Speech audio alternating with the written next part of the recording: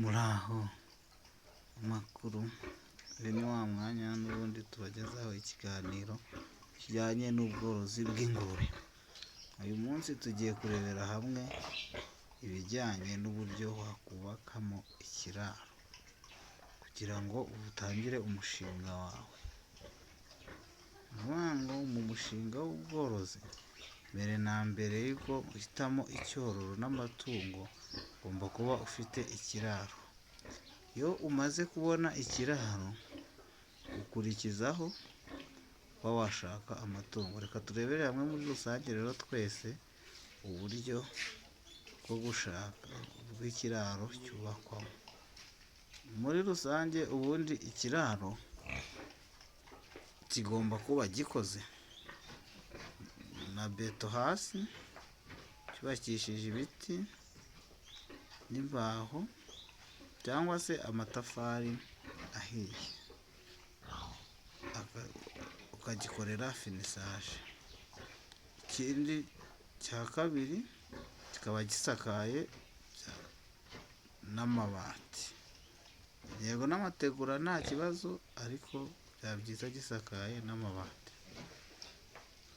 Mu kiraro rero ibyo bibanze kubaka ikiraro. Icyumba cy'imfizi kigomba kuba gifite metero 3x3. Icyumba cy'amashashi kigomba kuba gifite metero 250x3. Icyumba cyo gucukirizamo kigomba kuba gifite metero 350x3.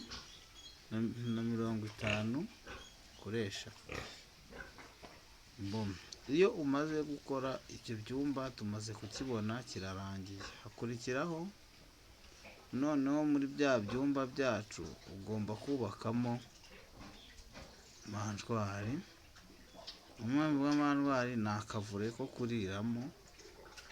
Ku kavure biba byiza iyo ugakozemo muri beto cyangwa se ukagakora mu matafari ugateraho isima. Icyo gihe kaba gakomeye, ariko ibyiza cyane ni ukuyikora muri beto kuko niho iba ikomeye.